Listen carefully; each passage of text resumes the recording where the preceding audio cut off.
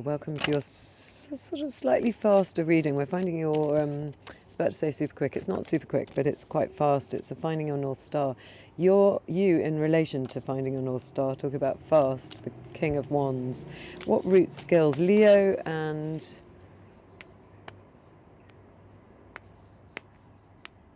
sunset people, because we're just watching the sun go over the edge over there.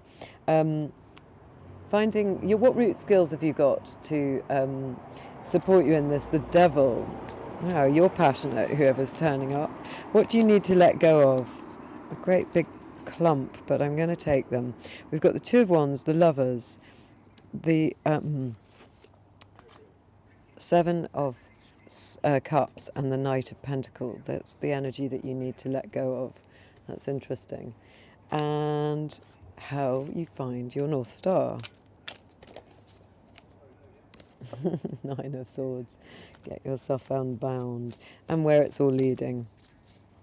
Oh, that's lovely. To reciprocity with the Six of Pentacles, being paid fairly. So let's just dive straight in. I'm going to cap these at the end.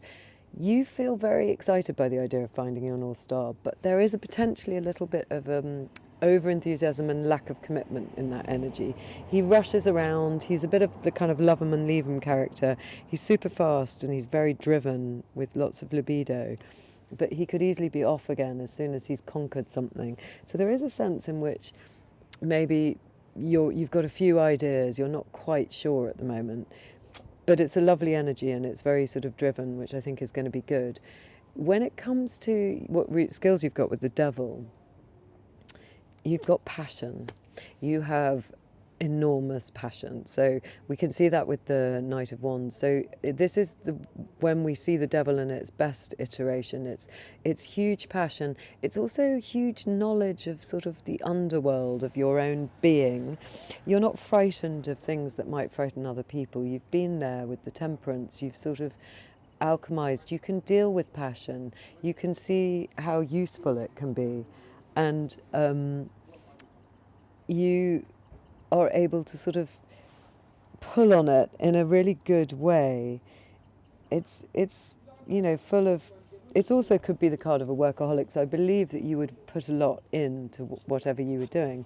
What you need to let go of with the Two of Wands, the Lovers, and the Seven of Cups and the Knight of Pentacles is sort of this idea of what is it I want, perpetually being in a cycle of looking for what you want, looking for your perfect partnership, waiting for, that's interesting, the fire engine coming, waiting for your perfect partnership, waiting for something with life.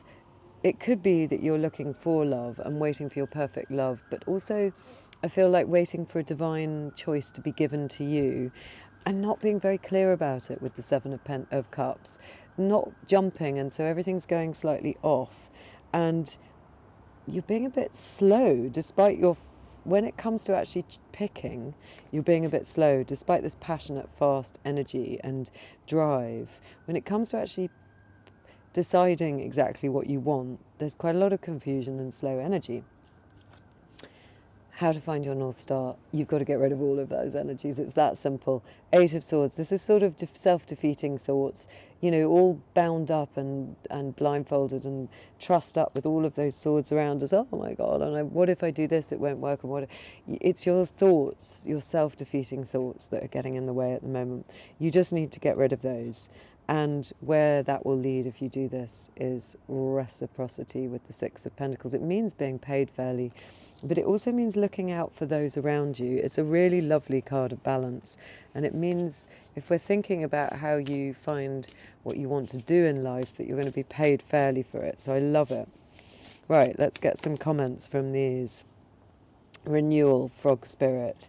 Yeah, there is a renewal coming. From your dithery state, we're renewing. What do I see here? Let's put these here. These blue flowers and a little fairy off to the side. And he's a prince, isn't he? So, he's the frog prince waiting to be kissed. He's kind of saying, put it there. Look, I think he is literally doing that.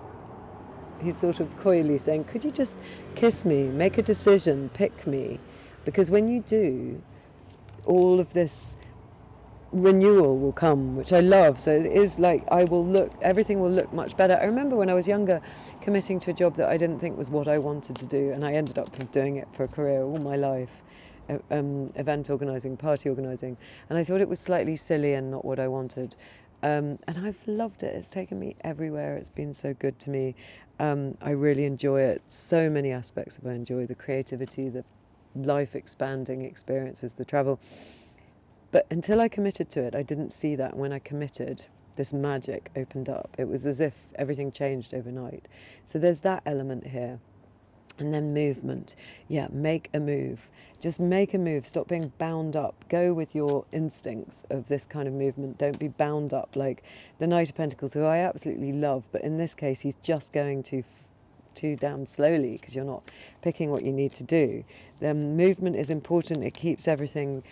also if it's about work, just take anything almost to sort of move on if you're at the early stages of your career. So it's obviously not always great advice, but I think you know what I mean. Just keep the waters flowing. A medicine bag, you have lots in your medicine bag, primarily this enormous passion. Don't forget your good qualities that want to be us to be reminded. You've got some serious magic. And that will of yours, I feel, could make almost anything happen. You just got to get going.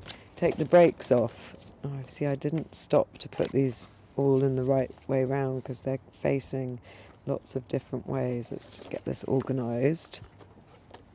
Otherwise they're going to do this flip-floppy thing, which is annoying. Those are all the wrong way. It's strange. I've been toting them around in a bag. I did some readings in my car today on a ley line, which was great. I'm going to do more, so I hope to do yours at some point, whoever's tuning in.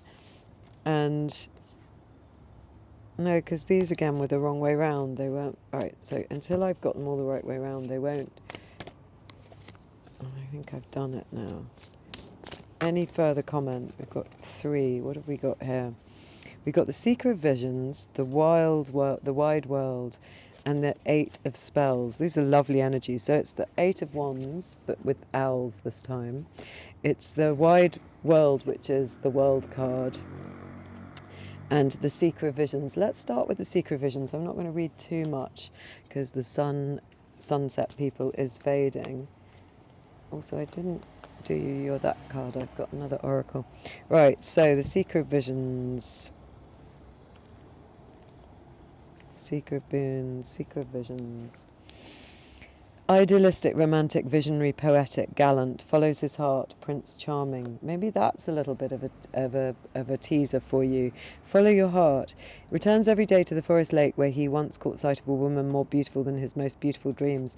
From that moment on, his heart was enthralled, dazzled by the sunlight on the water and confused by mist that rose as if by magic. He seemed to him she had transformed herself into a fish and disappeared below the surface of the lake. He plays his harp and sings with the voice of an angel, hoping to lure her back, hoping for one more glimpse of the glimmering girl that captured his imagination. If this card doesn't represent a particular person, it can mean unrequited love, a sense of spiritual purpose, or a desire for a more artistic life. You might be idealising things a little bit too much. I suspect that's what's going on. So it's lovely and motivating that, but also it feels a bit idealised. It might stop you taking your punt on things because you want what's perfect, and life isn't always perfect, but when we follow a path, it does lead us to where we need to go. So let's have a look at the wide world. At a glance, completion, wholeness, seeing the bigger picture, connection to the world. This is definitely about seeing the bigger picture. One cycle ends and the next begins. This is a positive card, not a disruptive ending as with the Folly card. This is the card of destiny, following the counsel of animals, where you assessed your progress and aligned it with your greater purpose in life. Perfect for a North Star reading. You've done what you needed to do, even if you're not completely cognizant of it yet. It's time to look towards new horizons. It's kind of saying the world is your oyster in a way if you just move. One cycle is over. Let's get you unbound. I think it's supposed to be some sort of encouragement. And then the 8 of Visions. Here we go. No, 8 of Spells. these on before I start frowning. News, incoming messages, swiftness, aiming towards a goal. The appearance of these owls in a reading signifies news is on its way. It also means the energy is increasing for your endeavour to which you apply your full will and intention. Things are speeding up and moving towards a positive conclusion or reward. Watch the skies. So it's saying these owls bring very important messages, and it's saying things are speeding up. Well, we see that with the Knight of Wands. Your energy is speeding up. Go with that. There's some messages coming in. Something you need to look out for signs as to, I don't know what you're looking for, work, love, where you should be putting your energy, where you should live next. Look for signs, because the energy speeding up is giving you those. And then this card, which we didn't, the wounded human ego. I love it, with a goblin. Look at him, rude little thing. I think that's what you're feeling like at the moment. Not wanting to take a choice. You know, it's kind of naughty like the devil, isn't it? And it's also a bit confused and silly, and he's got his arms closed and he's saying, no, I'm not playing. And there is an element of that, because maybe you want everything to be perfect, as we said before.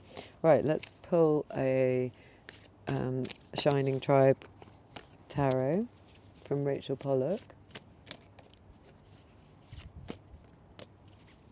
Let's just pull one here.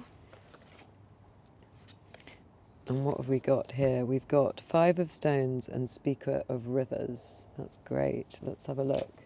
So 2 more. Where's the book? Five of Stones, Speaker of Rivers. Five of Stones.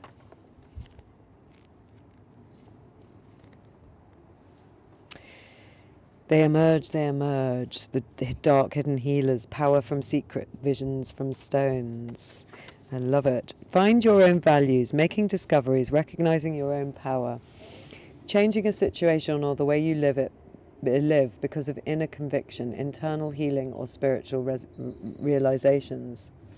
So you can apply, so it's saying here, you can actually, for many people, this card signifies a powerful healing process. Some may look at it literally and believe the actual spirits are coming to aid them in a crisis. Others may see it more as a psychological openness. Practical ways to do this would be just looking at the card for a time, carrying it around with you. Well, you don't have the card, but you could screenshot this image, I guess. And carrying it, including it on your altar, drawing it. So you're being asked here really to meditate on spiritual help and openness, and psychological openness. It recognise you might feel quite stuck this. And so, and it's saying you might need a bit of help from the ancestors, which I like. Why not? Like, if you're somebody who does that kind of thing, ask them to help you clarify things. And then Speaker of Rivers. Speaker of Rivers. Here we go. Storytelling, imagination, the power to inspire or heal through leadership. Lead others. Leadership, the implication of followers. That's interesting. Maybe it's about getting into your power. And it tells a long story about a rabbi, and I don't know that that's going to help us at the moment with time.